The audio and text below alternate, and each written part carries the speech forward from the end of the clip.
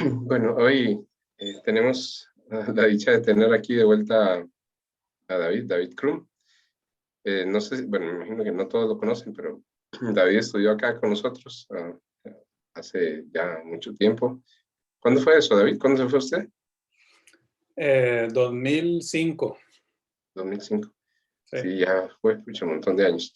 Y David fue a estudiar al Instituto Tecnológico de Georgia, y luego a la Universidad de Georgia. Y ahora trabaja en Reed College en Oregon, donde es profesor visitante. Y hoy nos va a contar sobre giros de curvas hiperelípticas por enteros en progresiones módulo P. Gracias, David. Muchas gracias. A ver si empiezo a compartir.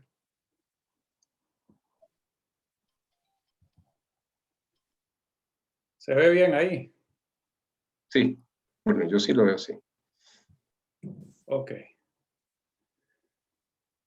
Listo. Bueno, pues hola a todos, un placer estar acá. Pues veo algunos nombres conocidos, pero no todos. En cualquier caso, muchas gracias por venir y gracias a Alex por la invitación. Para esta charla decidí salirme de mi tema más usual de la dinámica aritmética para hablar sobre algo que podría considerarse más teoría de números pura, digamos.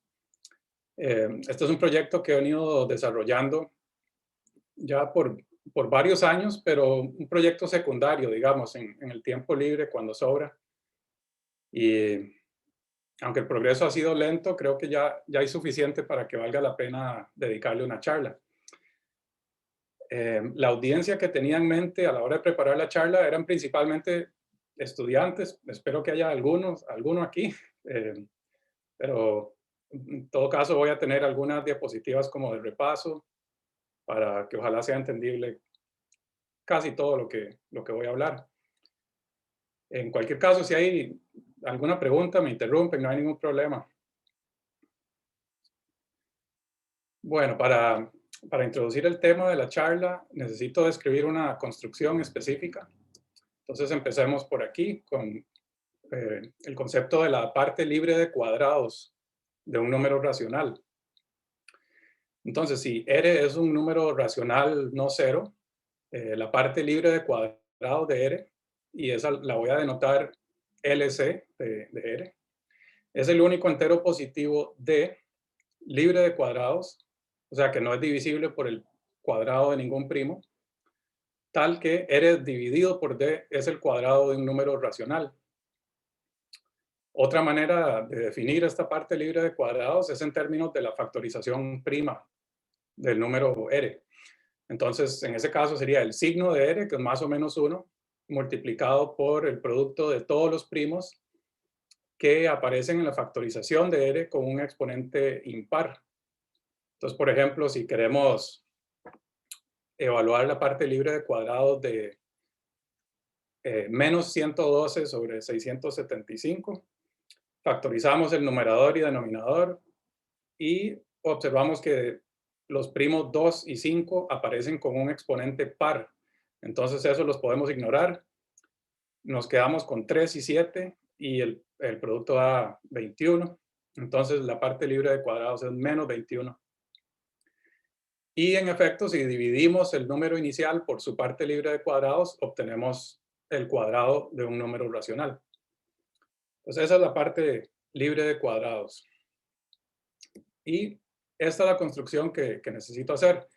Vamos a tomar un polinomio f con coeficientes racionales y consideremos el conjunto SQ de f. Este conjunto va a ser uno de los personajes principales de toda la charla. SQ de f, el conjunto de todas las partes libres de cuadrados de los valores racionales de f. Entonces, evaluamos el polinomio en todos los números racionales y tomamos la parte libre de cuadrados. Más tarde también me voy a referir al subconjunto S sub z, donde nada más evaluamos el polinomio en números enteros. Bueno, ese es el primer paso, construir este conjunto SQ. El siguiente y último paso es tomar números primos P y reducir módulo P todos los elementos del conjunto SQ. Y la pregunta en la que me voy a enfocar es, ¿cuáles clases residuales módulo P están representadas en ese conjunto? ¿Serán todas las clases residuales? Y si no, ¿cuáles clases están ausentes y por qué? Entonces, vamos a ver un ejemplo para concretar ideas. Acá vamos a tomar el polinomio de grado 8 que vemos acá. Empezamos por enumerar los números racionales, ahí en algún orden, no importa. Luego evaluamos el polinomio en todos estos números y tomamos la parte libre de cuadrados. Así obtenemos un conjunto de enteros libres de cuadrados. Y ahora reducimos módulo varios primos. Entonces aquí hay algunos ejemplos. Si reducimos ese conjunto módulo 7, obtenemos todas las clases entre 1 y 6. Módulo 23, todas las clases entre 1 y 22. El módulo 31 pasa básicamente lo mismo, todas las clases del 1 al 30. Eso es lo más normal, eso es lo usual, obtener las clases distintas de 0, pero todas las clases distintas de 0. En 43 y 61 ocurre algo nuevo, que es que además obtenemos la clase de 0. O sea que había algún número en ese conjunto SQ que era divisible por 43 o divisible por 61. Y luego está un caso más excepcional, que es el del 19, donde pasa algo nuevo. No se obtiene ni cerca de todos los residuos distintos de 0. De hecho, hay como la mitad. Bueno, y la pregunta es, ¿qué explica este comportamiento? ¿Verdad? ¿Por qué comúnmente vamos a obtener todas las clases menos la de 0? ¿Por qué a veces aparece el 0 también? ¿Y por qué hay casos excepcionales como el del 19? Donde al parecer obtenemos un conjunto más pequeño de residuos. Entonces, de eso básicamente se trata la charla. En términos más geométricos, la construcción del conjunto SQ se puede definir o se puede describir usando el concepto de un giro cuadrático de una curva hiperelíptica. Entonces, primero que todo, una curva hiperelíptica es un objeto geométrico que siempre se puede representar con una ecuación de la forma y al cuadrado igual a f de x, donde f es un polinomio sin raíces repetidas. Entonces acá tenemos un par de ejemplos. El de la izquierda usa un polinomio de grado 5, el polinomio f, y el de la derecha un polinomio de grado 3. Ese caso de grado 3 es bastante particular. Ese es el caso de las curvas elípticas. Y estas tienen la propiedad de que hay una operación geométrica muy sencilla que permite sumar puntos sobre la curva. Entonces la curva adquiere una estructura de grupo abeliano, ¿así? Se pueden sumar puntos, pero eso es muy particular para las curvas elípticas. En general, para una curva hiperelíptica no tenemos esa estructura definida sobre la curva. Bueno, volviendo al caso general, entonces, podemos definir lo que se llama un giro cuadrático. Entonces, vamos a llamar C a la curva hiperelíptica y al cuadrado igual a f de x. Y si D es un entero libre de cuadrados, el giro cuadrático de C por D es la curva que voy a denotar C sub D. Y está dada por la ecuación dy cuadrado igual a f de x. Y ahora la pregunta central va a ser si ese giro cuadrático tiene puntos racionales no triviales. Entonces, ¿qué significa eso?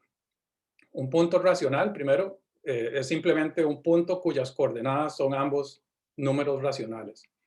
¿Verdad? En los gráficos que mostré antes, estamos viendo los puntos reales de la curva, donde se permite cualquier número real como una coordenada. En los números racionales, solo puntos racionales, o más bien para los puntos racionales, solo coordenadas racionales. Y cuando me refiero a puntos triviales, estoy hablando de dos posibilidades. Hay puntos con coordenada y igual a 0 y también hay puntos en el infinito. Para desarrollar la curva o la teoría de curvas elípticas o curvas algebraicas en general, resulta conveniente compactificar la curva. Entonces se le agregan algunos puntos en el infinito y esos puntos podrían resultar ser racionales también. La razón por la que los llamo puntos triviales a estos es que son muy fáciles de detectar. Si uno fuera a realizar una búsqueda para encontrar puntos racionales sobre una curva, lo cual en general no es fácil. Si nos dan una curva y nos preguntan, bueno, ¿cuál sería un ejemplo de un punto racional sobre esta curva? Eso en general no es nada fácil. Entonces, pero los puntos triviales, eso es como lo más básico que uno haría para buscar puntos. Puntos con la coordenada y igual a 0 o puntos en el infinito. Esos son fáciles de revisar y verificar, son puntos racionales o no. Entonces, bueno, esos son los puntos triviales. Aunque, bueno, en geometría algebraica se llamarían puntos no ramificados, pero eso aquí no va a ser muy relevante. Entonces, los voy a llamar puntos no triviales. Ok, entonces, regresando a la construcción inicial de ese conjunto SQ, ahora en estos nuevos términos lo podemos describir así. Es el conjunto de todos los enteros D libres de cuadrados, tales que el giro cuadrático C sub D tiene un punto racional no trivial. Bueno, eso tal vez no sea totalmente obvio, pero es un ejercicio sencillo convencerse de que esta descripción del conjunto SQ define el mismo conjunto que la descripción anterior, que era tal vez más elemental. Entonces, bueno, en todo caso vimos dos maneras de definir este conjunto y de nuevo el problema de interés va a ser determinar cuáles clases residuales obtenemos al reducir este conjunto módulo diversos números primos.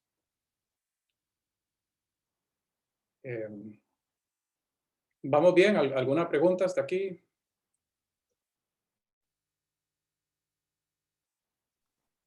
Bueno, pues Una pregunta, David. sí. Que no veo eso, digamos, ahorita así como en rápido, pero digamos, al rato puede que sea una pregunta, digamos, un poco tonta, digamos, pero que no sé si digamos, si, si la pregunta de ver estas reducciones en módulo P es por hacerlo más sencillo, digamos, por ejemplo, o sea, si un residuo aparece infinitas veces, digamos, en esa, solución aritmética digamos, digamos, o eso es algo abierto todavía, o no sé, ¿puedes decir algo de eso? Sí. En general, bueno, la respuesta completa va a venir más tarde, pero en general lo que sucede es que sí, cuando un residuo sucede, va a suceder un número infinito de veces. Pero si me da un poco de tiempo, probablemente puedo encontrar un ejemplo donde eso no suceda. Pero eso sería muy inusual. Lo normal es que casi todas las clases residuales están representadas y representadas un número infinito de veces. Ok, muchas gracias. Ok. Bueno, pues antes de empezar a discutir intentos de solución al problema, me gustaría hablar un poco sobre cómo llegué a interesarme en este tipo de pregunta, porque fuera de contexto podrá parecer un poco extraño el tema. Incluso dentro de gente que trabaja en teoría de números, esto no es una pregunta muy usual o algo que sea fácil de relacionar a otras cosas. Entonces, voy a hablar un poco sobre eso. A ver, esto empezó hace ya algunos años cuando estaba trabajando en mi tesis, y uno de los temas que estaba estudiando ahí eran los grupos de torsión de las curvas elípticas sobre cuerpos cuadráticos. Como las curvas elípticas son también grupos abelianos, podemos hablar del orden de un punto sobre la curva. Entonces, los puntos de torsión son simplemente los puntos de orden finito. O sea, que si tomamos un punto sobre la curva y lo sumamos a sí mismo cierto número de veces, que el resultado va a dar igual a 0. Entonces, esos son puntos de torsión. Y para estudiar esos puntos de torsión, una herramienta que se utiliza comúnmente son las llamadas curvas modulares.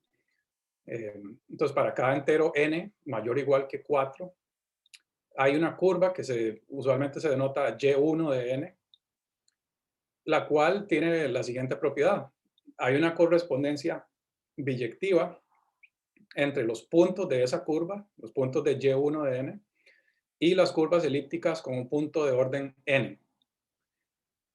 Entonces, en particular, eso implica que el estudiar puntos cuadráticos sobre la curva y1 de n es equivalente a estudiar curvas elípticas sobre cuerpos cuadráticos que tengan un punto cuadrático de orden n.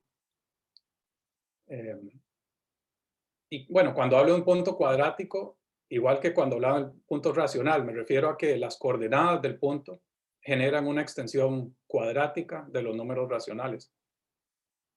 Entonces, las coordenadas de un punto cuadrático se podrían ver algo así como 2 y raíz de 3, o algo así. Eso sería un punto cuadrático sobre una curva. Tal vez para dar un ejemplo más específico, si quisiéramos estudiar curvas elípticas con un punto cuadrático de orden 18, digamos.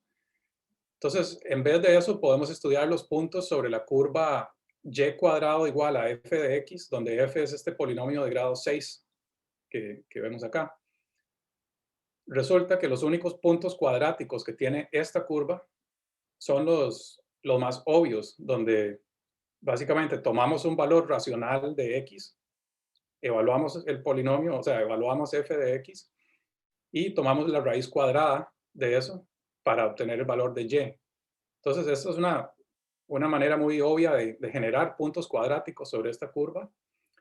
Y en este caso, de esta curva particular, resulta que esos son todos los puntos cuadráticos. Entonces, pues esto nos lleva a estudiar los cuerpos cuadráticos de la forma Q de raíz de f de a, donde a es un número racional.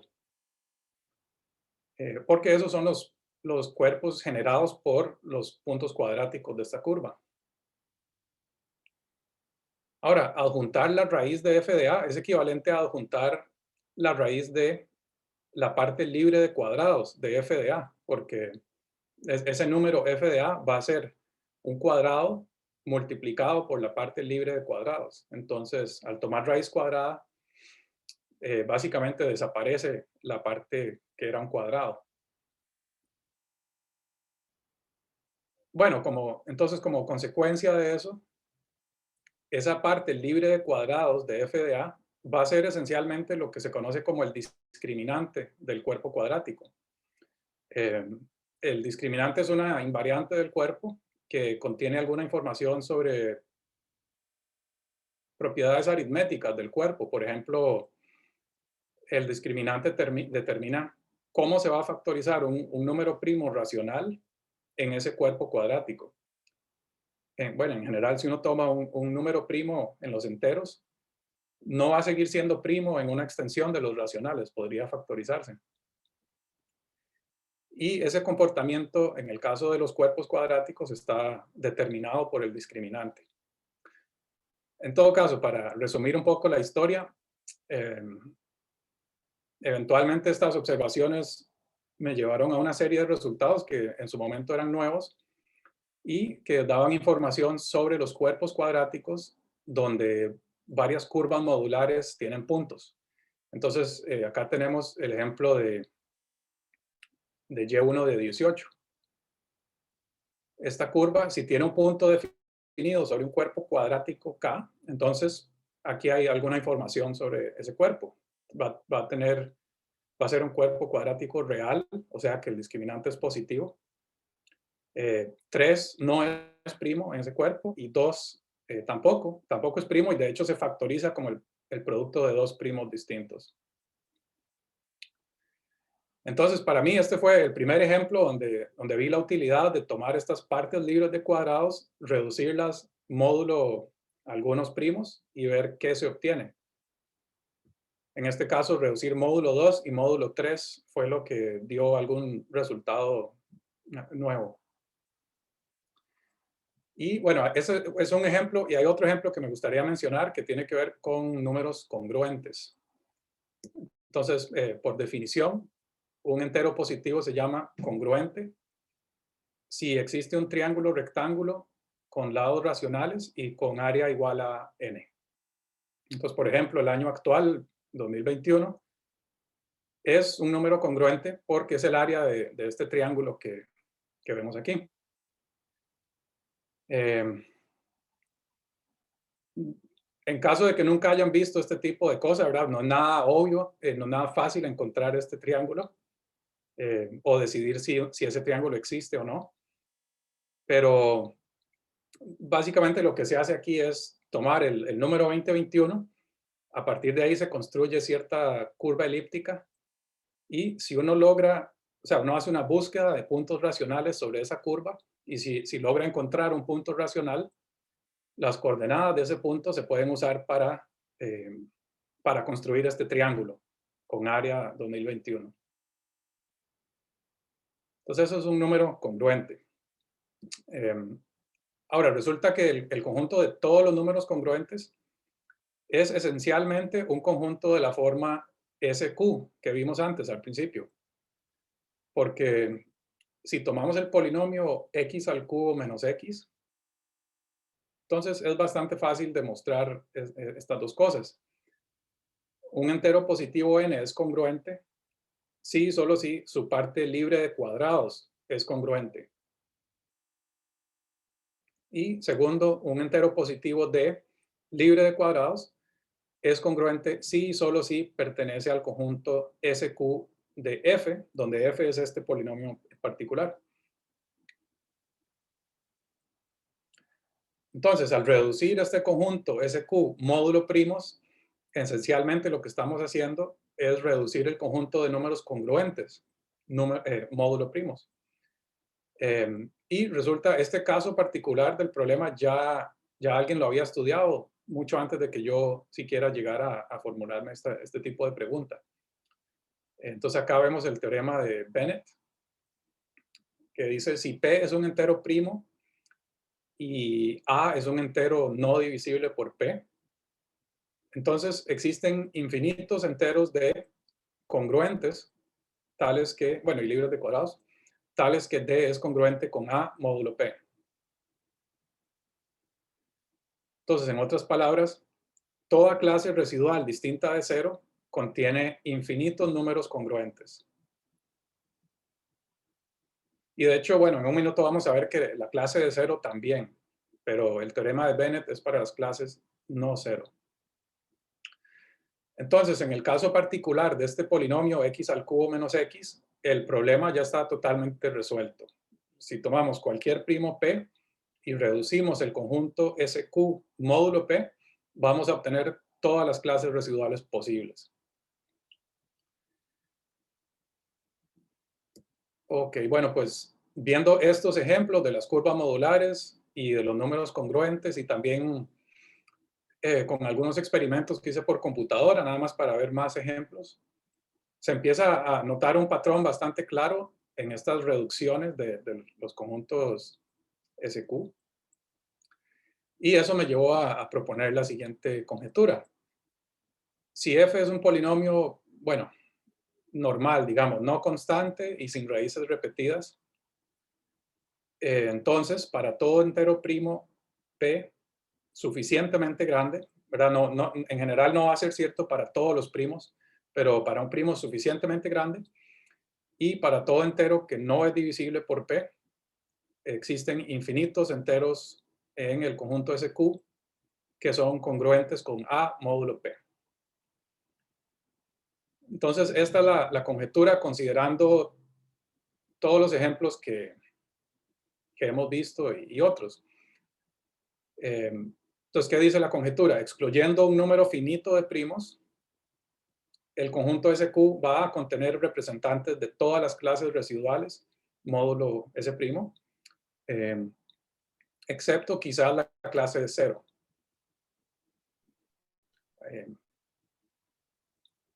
Bueno, entonces esto más o menos viene a responder la pregunta de Daniel hace un rato. Entonces esto de momento no es un teorema, pero la conjetura es que cada clase residual, si el primo es suficientemente grande y excluimos la clase del 0, entonces toda clase residual debería estar representada un número infinito de veces.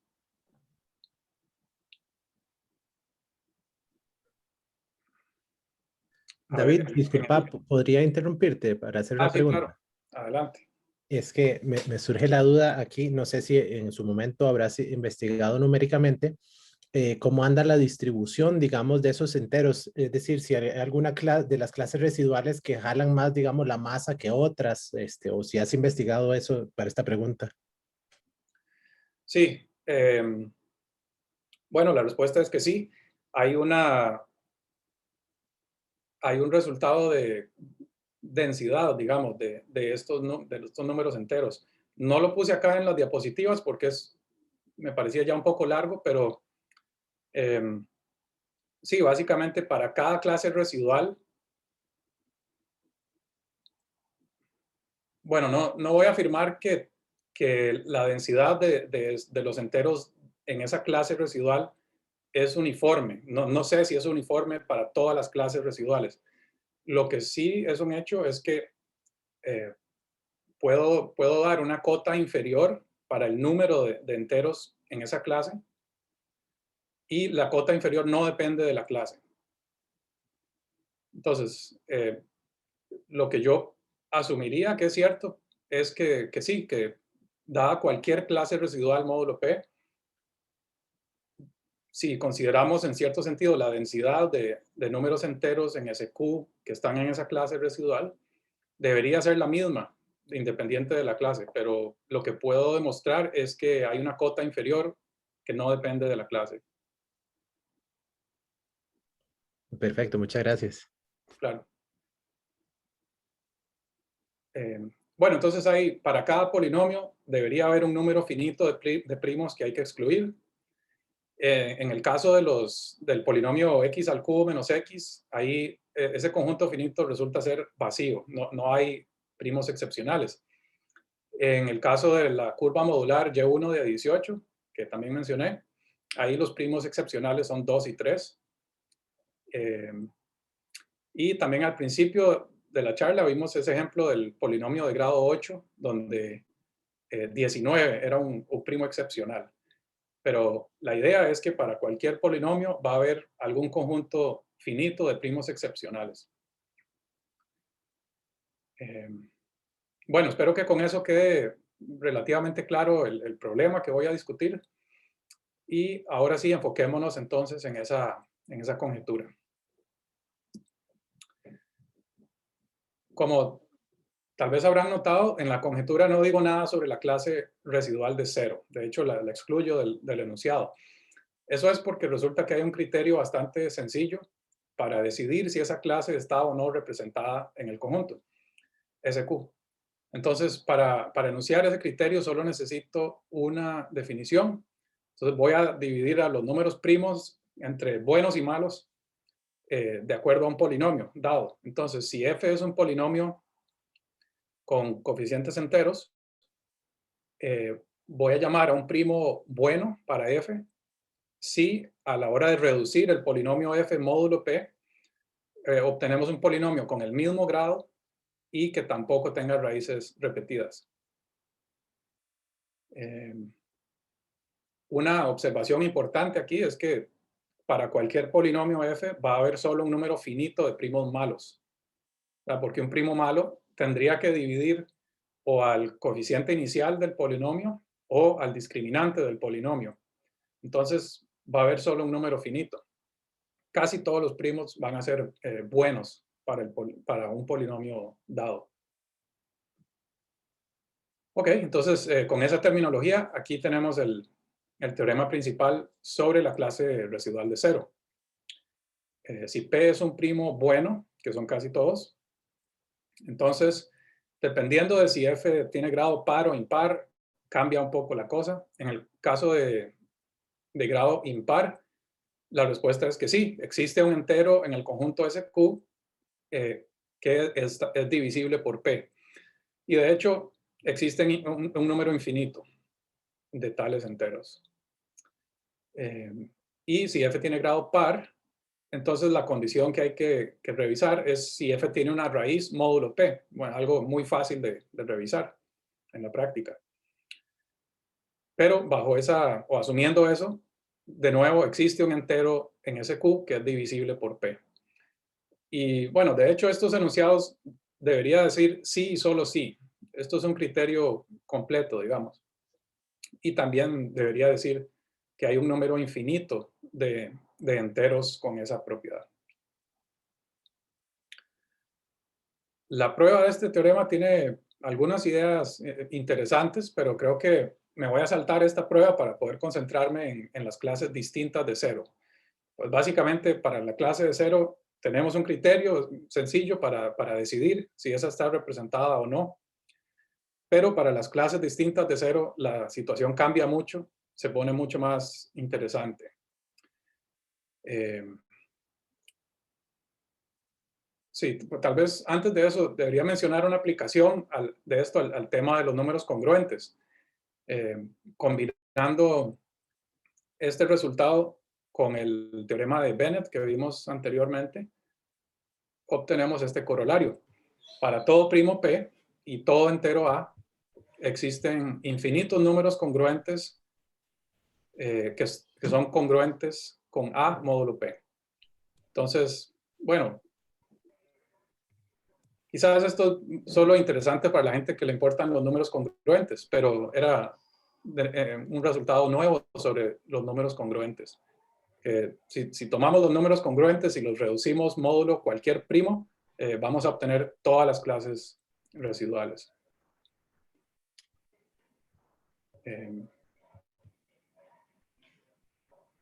Ok, bueno, sigamos entonces con la... Perdón. Es que me distraje viendo el chat. A ver. Listo. Las clases distintas de cero.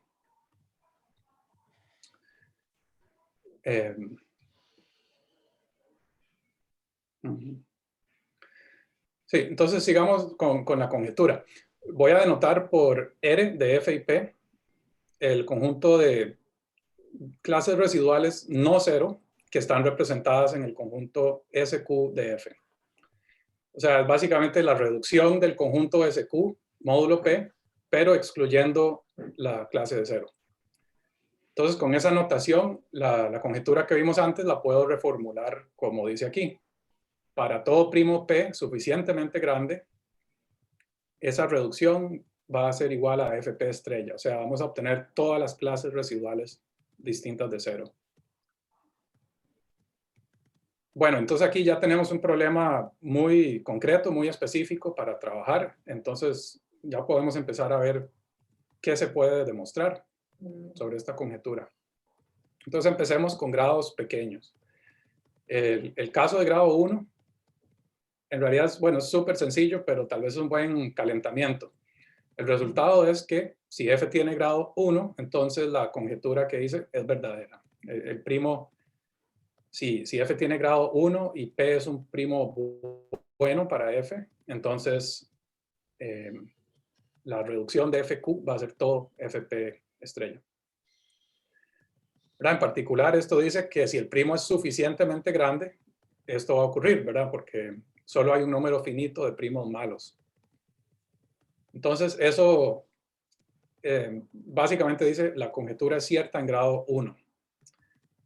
Para la demostración, en lugar de darla en total generalidad, voy a escoger nada más un caso particular que ya contenga las ideas esenciales. Entonces, veamos acá este ejemplo. Vamos a tomar f de x igual a x más 8. Y entonces lo que hay que demostrar es que dado un entero a no divisible por p, hay que probar que existe un número racional r tal que la parte libre de cuadrados de f de r es congruente con a módulo p. Para hacer eso se puede usar un teorema muy conocido de Dirichlet que garantiza la existencia de un primo, llamémosle Q, tal que Q es congruente con A módulo P. El teorema de Dirichlet, muy sencillo, dice que si tenemos dos enteros primos relativos, digamos X y Y, entonces va a haber un número infinito de primos que sean congruentes a X módulo Y. Entonces en este caso tenemos A y P, que son primos relativos, entonces va a haber un número infinito de primos que sean congruentes con A módulo P. Y entonces podemos tomar el número racional R como Q menos 8 y nada más verificar que esto funciona. La parte libre de cuadrados de f de R sería la parte libre de cuadrados de R más 8, pero eso es Q. Y Q ya es libre de cuadrados porque es primo. Entonces obtenemos el resultado. La parte libre de cuadrados de f de R es congruente con A módulo P. Entonces, básicamente, el caso de grado 1 se reduce a este teorema de Dirichlet.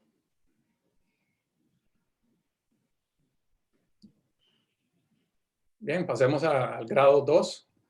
Este caso todavía es elemental, pero un poco más interesante. Entonces, el teorema es que si f es un polinomio cuadrático con coeficientes enteros, sin raíces repetidas, y p es un buen primo para f, entonces, de nuevo, el conjunto R es igual a fp estrella. O sea, de nuevo, la conjetura es verdadera para polinomios de grado 2. Para la prueba, de nuevo, voy a tomar un ejemplo. Entonces, agarremos el polinomio x cuadrado más 6. Entonces, ¿qué hay que demostrar? Dado un entero a no divisible por p, hay que probar que existe un racional r tal que la parte libre de cuadrados de f de r sea congruente con a módulo p. O de forma equivalente, eso significa que deberíamos poder escribir r cuadrado más 6 en la forma d por s cuadrado, donde todo es racional. R y s son racionales y d va a ser un entero libre de cuadrados. Y que además d sea congruente con a módulo p.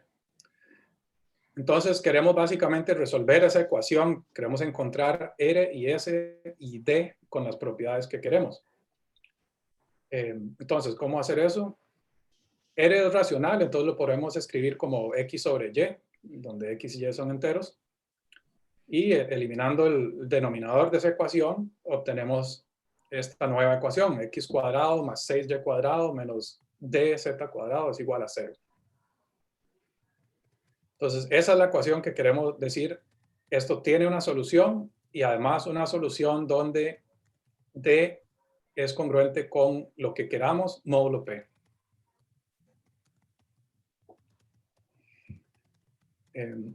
Y aquí se vuelve conveniente usar un teorema de Legendre que trata precisamente con este tipo de ecuación. Entonces aquí está el teorema. Los detalles tal vez no son tan importantes, pero el teorema da condiciones bajo las cuales este tipo de ecuación de grado 2 tiene soluciones no triviales. Básicamente hay que revisar que varios números son cuadrados módulo otros números. Entonces, ese es el teorema de Legendre y lo aplicamos a nuestra situación. Entonces, para que la ecuación que teníamos antes tenga una solución no trivial, tendríamos que satisfacer estas condiciones, que el máximo común divisor de d y 6 es 1, d es un cuadrado módulo 6, menos 6 es un cuadrado módulo d, y d es congruente con a módulo p. Entonces necesitamos todas esas condiciones. De hecho, todo esto se puede satisfacer con un valor primo del número d. Entonces, si tomamos D como un primo que es congruente a 1 módulo 24 y A módulo P. Eso siempre se puede hacer aplicando de nuevo el teorema de Dirichlet y, bueno, el teorema chino del residuo. Entonces siempre va a haber un primo que satisfaga esas congruencias. Y el teorema de reciprocidad cuadrática, de ahí implica que esencialmente todas las condiciones que necesitamos. La más importante tal vez que menos 6 es un cuadrado módulo D. Ahí hay que aplicar la reciprocidad cuadrática, pero todo lo demás es muy, muy sencillo. Entonces, eso, escogiendo D, el número D de esta forma, aplicamos el teorema de Legendre y así vemos que la ecuación tiene una solución y por lo tanto eso demuestra la conjetura para polinomios de grado 2.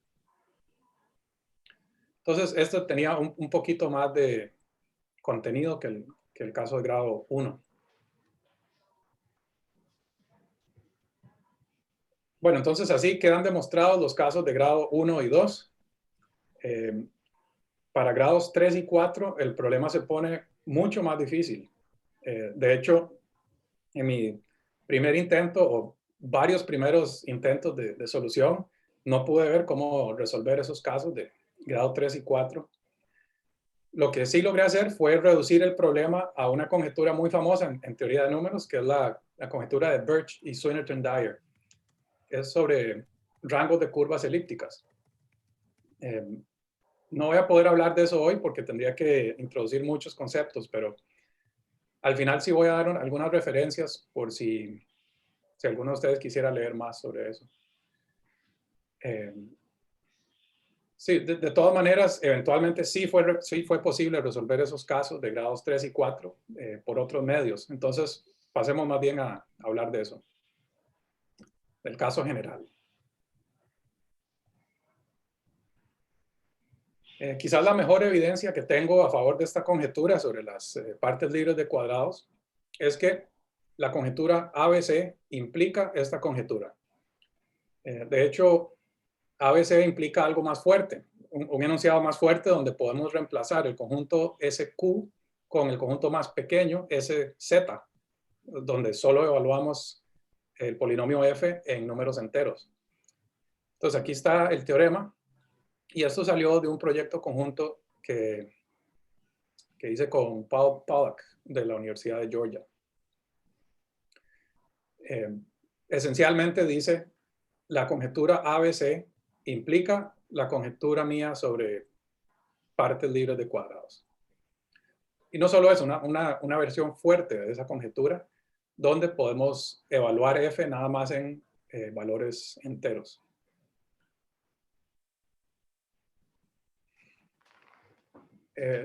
La conjetura ABC, no sé si es conocida para todos, pero esa fue una conjetura propuesta a mediados de los 80s, creo, y con el tiempo se ha vuelto muy importante en áreas cercanas a teoría de números, porque resulta que esta conjetura ABC implica muchísimas otras cosas, algunas de las cuales son teoremas muy profundos que ya han sido demostrados de otras maneras.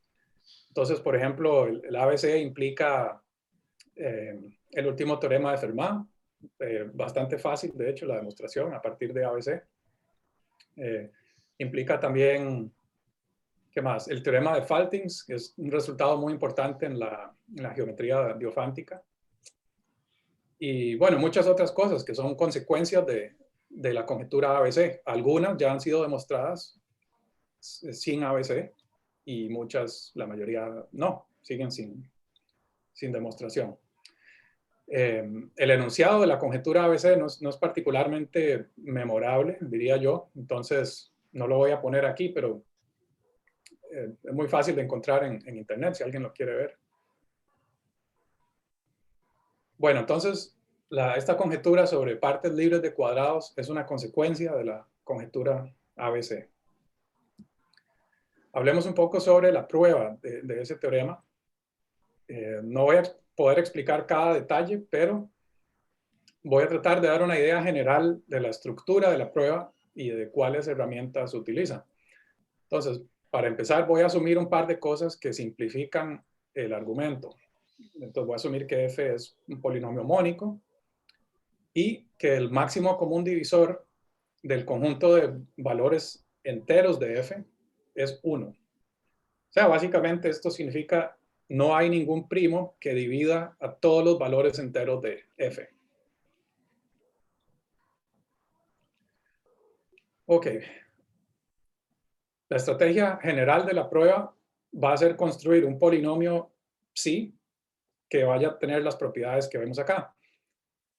Psi no tiene raíces repetidas y de nuevo el máximo común divisor de los valores enteros de psi es 1.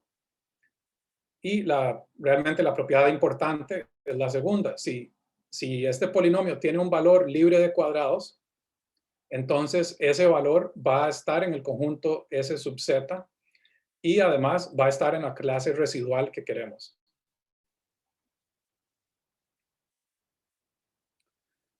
Una vez que ya, digamos, establecimos la existencia de este polinomio, aplicamos este teorema de Granville, que ahí es donde entra la conjetura ABC. Entonces, asumiendo la conjetura ABC, si psi es un polinomio tal que el máximo común divisor de los valores enteros es 1, entonces ese polinomio va a tener un número infinito de valores libres de cuadrados.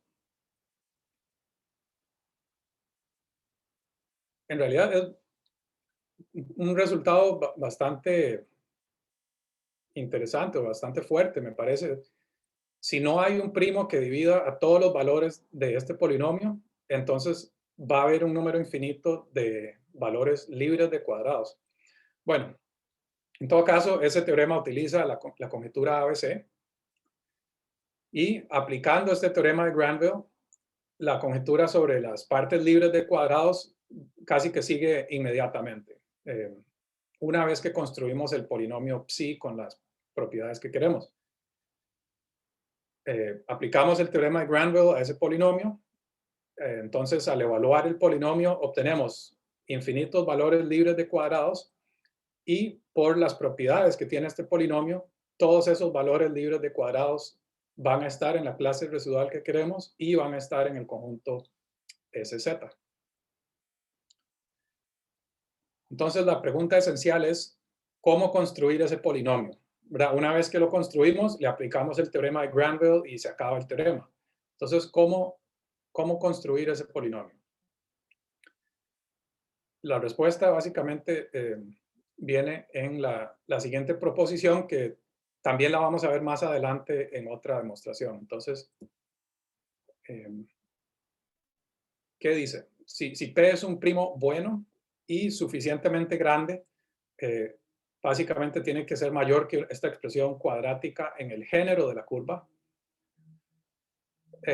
hiperelíptica asociada al polinomio f. Entonces, P es bueno y suficientemente grande y escogemos un entero a que no sea divisible por P. O sea, fijamos una clase residual distinta de 0. Entonces, la proposición dice, existe un polinomio psi con las propiedades que queremos. Entonces, la pregunta que falta contestar es, ¿cómo se demuestra esta proposición? ¿Verdad? Que ya sabemos qué tan grande tiene que ser el primo, sabemos que tiene que ser un primo bueno, pero asumiendo eso, ya debería poderse construir este polinomio psi. Entonces, ¿cómo se demuestra eso? ¿Cómo se construye ese polinomio? Para hacer esto necesito algo que a veces se conoce como la hipótesis de Riemann para curvas algebraicas. O bueno, en cualquier caso, este teorema de Hasse y Bay es un ingrediente esencial en la prueba de una variante que hay de la hipótesis de Riemann para curvas algebraicas. Entonces, ¿qué dice el teorema? Si X es una curva proyectiva lisa de género G, definida sobre un cuerpo finito, entonces el número de puntos que va a tener la curva va a ser básicamente Q más 1. Pero puede haber algún error y el error está acotado por esta expresión 2G por la raíz de Q. pero esencialmente dice una curva finita, o sea, una curva sobre un cuerpo finito de Q elementos va a tener Q más 1 puntos.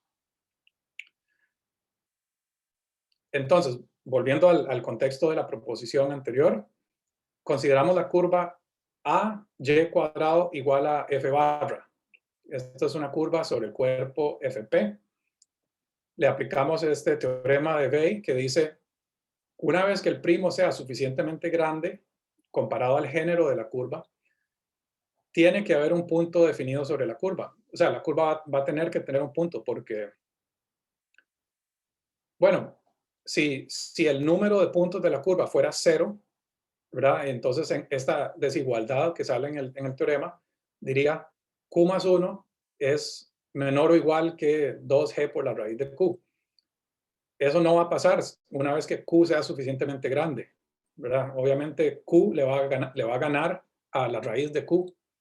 Entonces, una vez que el primo sea suficientemente grande, y de ahí es donde viene esa expresión cuadrática en el género,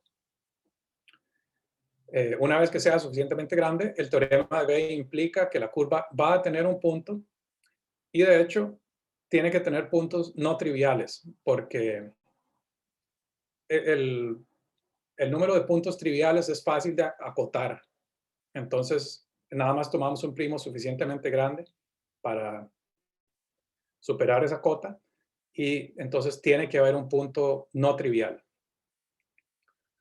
Bueno, en todo caso, eso implica que existen enteros x0, y0, tales que a por y0 al cuadrado es congruente con f de x0 módulo p. O sea, tenemos un punto sobre la curva módulo p.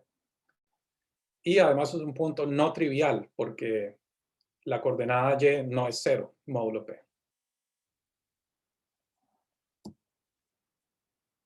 De ahí aplicamos algo que se llama el teorema de densidad de Chebotarev, que usando eso se puede demostrar que existe un primo Q congruente con Y0 módulo P y tal que F tiene una raíz simple módulo Q.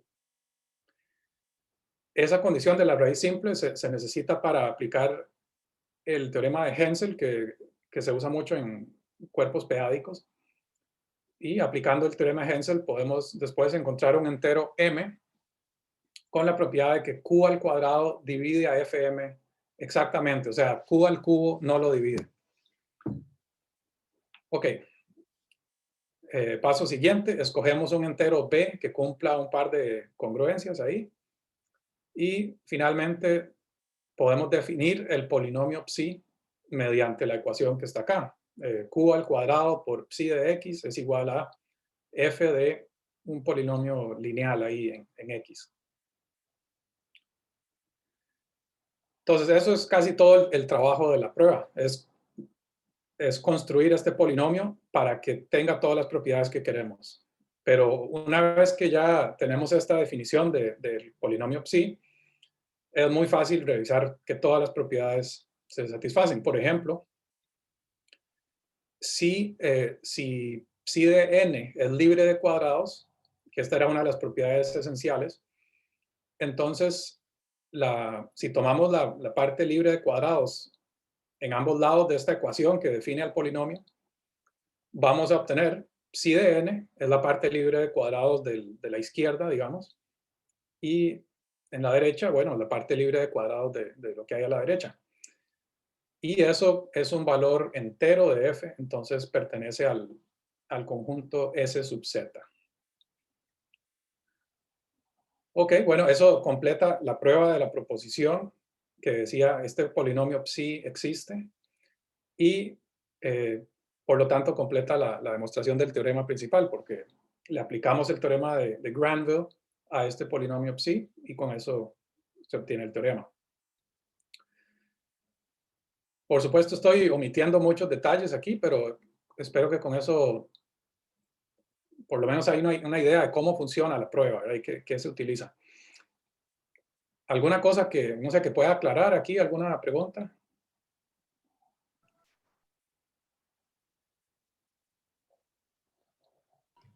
No sobre la prueba y los pasos particulares, pero si me dejas, por lo que escucho, sos de los que está a favor de que la conjetura ABC es cierta, ¿verdad? Me gustaría para que demuestre mi Exacto, teorema. ¿Sí? ahí voy. Entonces, Sí. resulta que si la conjetura es cierta, tu resultado es cierto, o tu conjetura. Pero Sí. es un asunto de P implica Q, donde P es ABC y vos estás en Q. Sí. ¿Has diseñado alguna estrategia que no dependa de ABC? Digamos, para no llevarte un susto terrible en el futuro si alguien dice que la ABC no es cierta.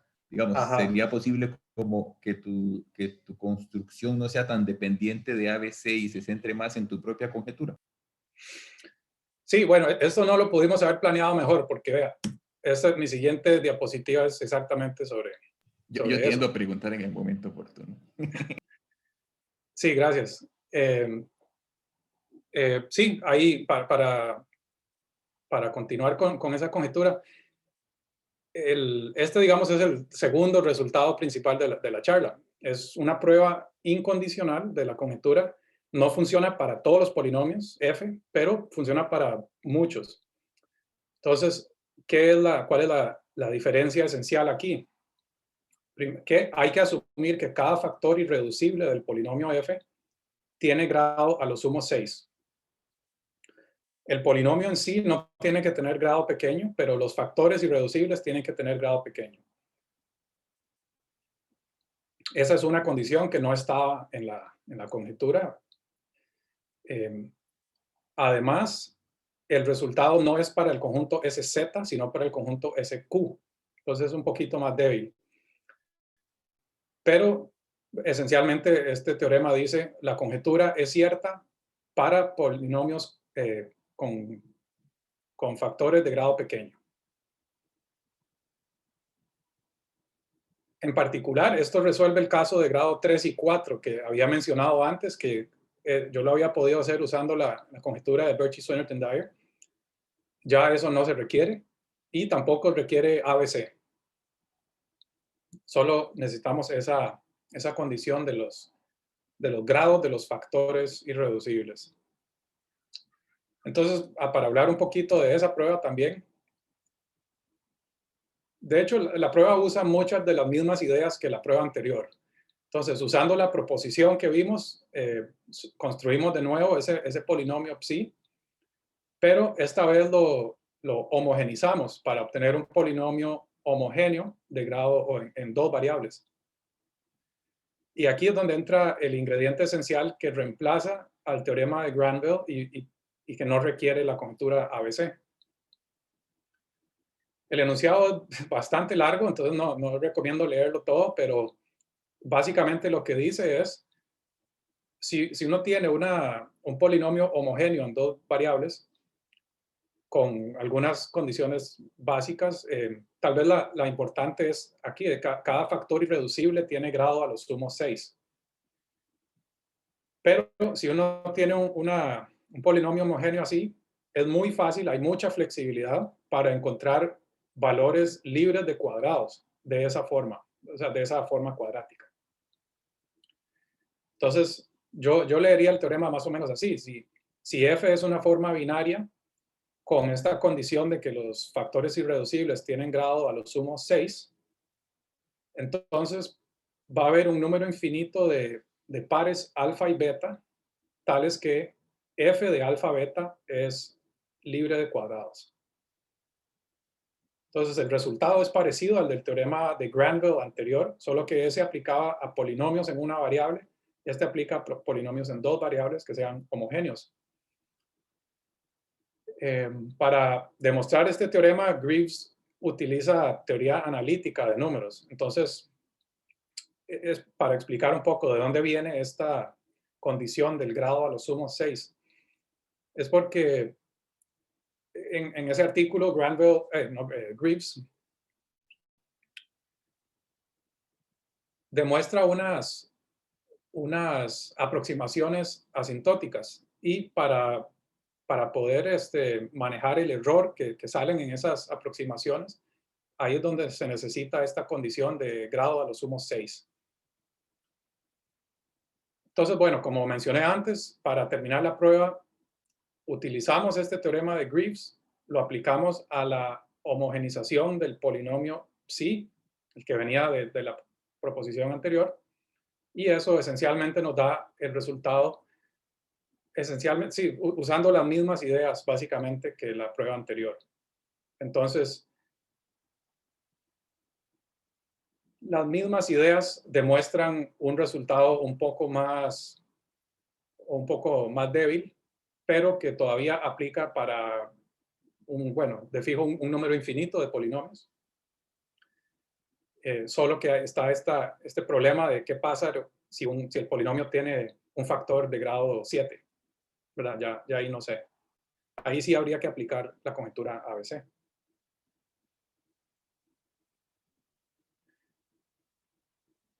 David, Bueno, sí.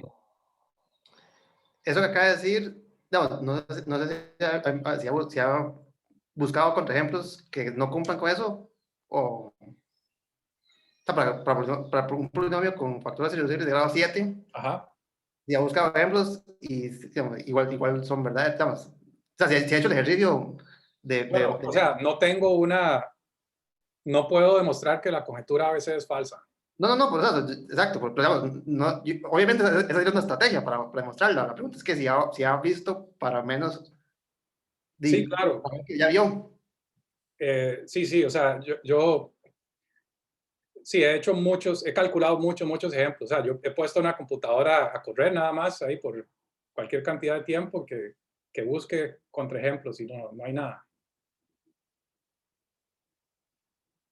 Sí, entonces, o sea, la conjetura sí parece ser verdadera para cualquier polinomio, básicamente. Bueno, entonces terminamos con algo un poquito más ligero. Ya vimos que si tomamos un polinomio f, entonces asumiendo ABC por lo menos, vamos a tener esa igualdad donde la reducción del conjunto SQ es igual a FP estrella, o sea, todas las clases residuales no cero. Entonces veamos qué puede pasar con un primo pequeño. Por ejemplo, los primos malos, ¿verdad? ¿Qué puede pasar ahí? O qué puede pasar con un primo que no supera la cota cuadrática en términos del género de la curva. Entonces, este primer teorema que vemos acá todavía es asumiendo la conjetura ABC, pero es para los primos buenos, aunque sean pequeños. Aplica a cualquier primo bueno. Y dice que la reducción del conjunto de SQ va a ser una de estas 4 posibilidades. Ya sabemos que si el primo es suficientemente grande, va a ser la segunda posibilidad, pero en general podría ser cualquiera de estas 4. Y de hecho no es difícil encontrar ejemplos donde cada uno de estos 4 conjuntos resulta que eso es la reducción. Entonces, eso es lo que puede pasar con un primo pequeño si es bueno. Con los primos malos, ¿qué podría pasar? Ahí, de hecho, yo pienso que todavía hay varias preguntas interesantes que se podría estudiar. Yo mismo no tengo muy claro qué tipo de comportamiento puede ocurrir con los primos malos, pero lo que sí está claro es que el teorema anterior no aplica a los primos malos. Entonces, aquí tenemos un ejemplo usando polinomios ciclotómicos. Si P es un primo impar y F es el pésimo, no pésimo, el pésimo polinomio ciclotómico, entonces la reducción va a ser solo el conjunto 1. No es vacío, no es todo FP estrella, no son los cuadrados, no son los no cuadrados, es otra cosa. Eso ocurre porque el primo es malo. Este primo divide al discriminante del polinomio, entonces es malo. Y bueno, hay otros ejemplos como esto, pero esencialmente no sé qué puede pasar con un primo malo en general. No tengo una lista finita de comportamientos que pueden ocurrir, como en el caso de los primos buenos. A ver, yo creo que eso es todo lo que tengo por hoy. Les dejo algunas referencias por si alguien quiere leer más detalles sobre esto. Entonces, primero está el artículo de Granville, donde usa la conjetura ABC para demostrar el teorema que vimos. El artículo de Greaves, donde habla de formas binarias y valores libres de cuadrados de esas formas binarias.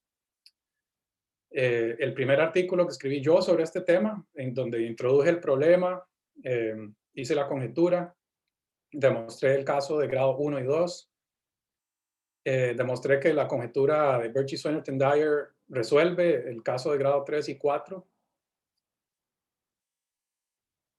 ¿Y qué más?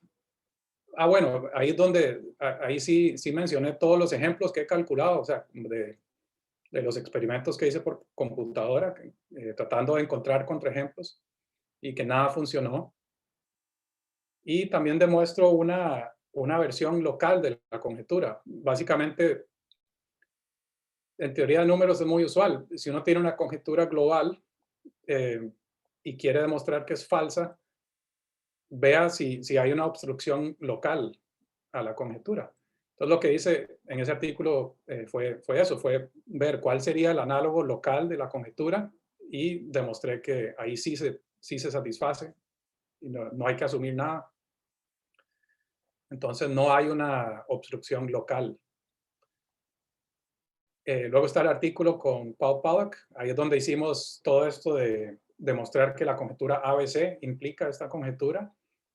Y lo de el caso de los polinomios con divisores de grado pequeño. Está mi tesis también, donde empezó, digamos, toda esta historia y donde hay aplicaciones de esto a las curvas modulares y a cosas como los números de Tamagawa, de curvas elípticas y otras cosas así. Y finalmente un artículo de Koenig que todavía no lo he podido leer. Este año ha estado un poco complicado, no sé si se dieron cuenta. Pero ayer se acabó mi semestre, entonces ya voy a poder leer este artículo. Lo que sé que hace es que generaliza los resultados del artículo mío con Paul Pollack, porque todo esto que he hablado es para curvas hiperelípticas, pero hay algo mucho más general que se puede hacer, que es ver curvas que sean recubrimientos de Galois de la recta proyectiva. Las curvas hiperelípticas son el ejemplo más simple de eso, pero lo que hizo este tipo fue generalizar la conjetura a ese contexto de mucho más general. Y lo que eso, sí, no sé qué fue lo que demostró. Entonces eso todavía lo tengo que leer. Bueno, dejémoslo ahí. Muchas gracias a todos por su atención. Muchas gracias, David. ¿Podemos, por favor, darle un aplauso a David? Gracias. Bueno, ya le han hecho preguntas, pero ¿hay alguna otra pregunta por ahí para que David conteste? ¿Alguien? ¿Alguien con alguna pregunta? Ok.